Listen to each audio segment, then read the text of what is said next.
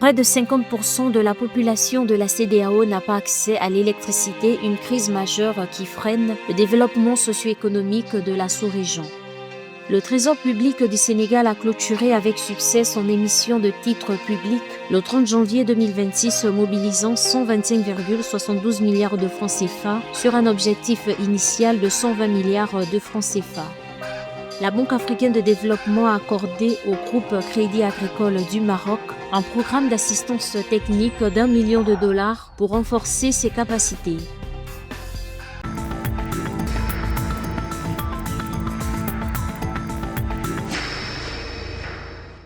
Environ 50% de la population de la communauté économique des États de l'Afrique de l'Ouest, CEDEAO, vit sans accès à l'électricité, un chiffre qui souligne une crise majeure entravant le développement socio-économique de la sous-région. Ce déficit énergétique est particulièrement critique dans un contexte où l'Afrique subsaharienne concentre plus de 80% de la population mondiale privée d'électricité. Selon Mohamed Midouche, CEO d'Inter Africa Capital Group, ce manque est un obstacle fondamental au progrès.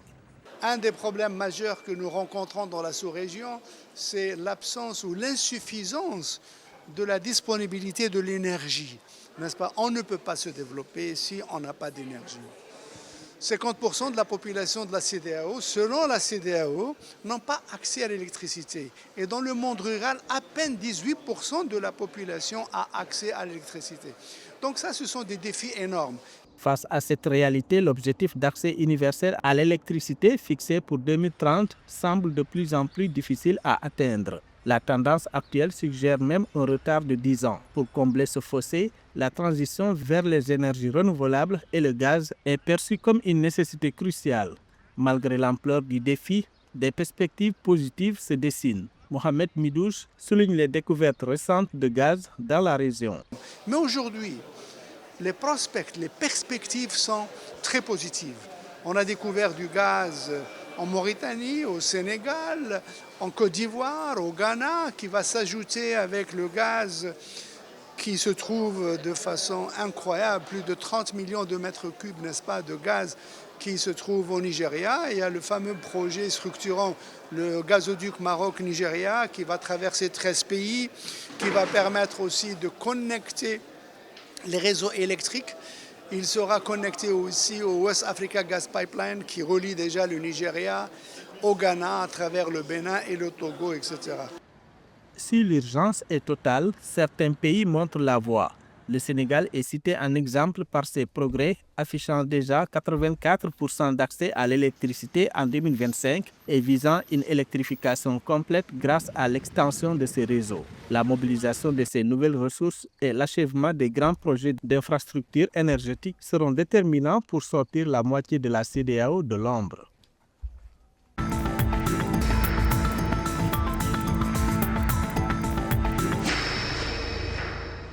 Le Trésor public du Sénégal a levé 125,72 milliards de francs CFA lors de son émission de titres publics du 30 janvier 2026, dépassant l'objectif initial de 120 milliards de francs CFA avec un taux de couverture de 118,41%. Le succès repose principalement sur les bons du Trésor à 364 jours qui ont mobilisé 113,3 milliards de francs CFA à un rendement de 7,16%. Pour les obligations, 12,4 milliards de francs CFA ont été retenus sur les maturités de 3 et 5 ans, l'émetteur ayant rejeté les offres sur 7 ans pour maîtriser ses coûts.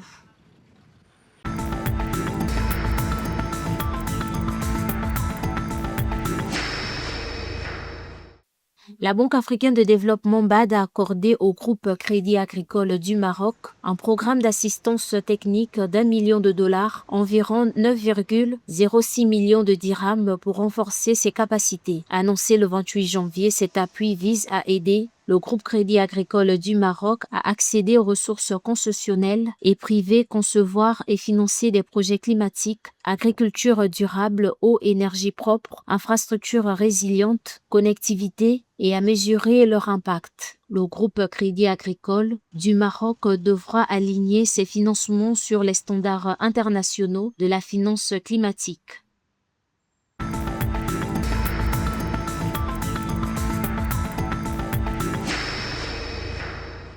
Le Cameroun a levé avec succès 750 millions de dollars via une émission obligataire privée à Londres, a annoncé le ministre des Finances Louis-Paul Motazil. L'opération d'une maturité de 7 ans avec 2 ans de grâce a été arrangée par Citi JP Morgan et Synium Capital.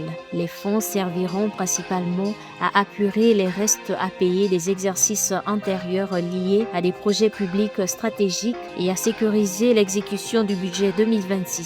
Initialement prévu à 600 millions de dollars, la forte demande, près d'1 milliard de dollars, témoigne de la confiance des investisseurs internationaux dans la signature souveraine du Cameroun malgré un contexte économique difficile.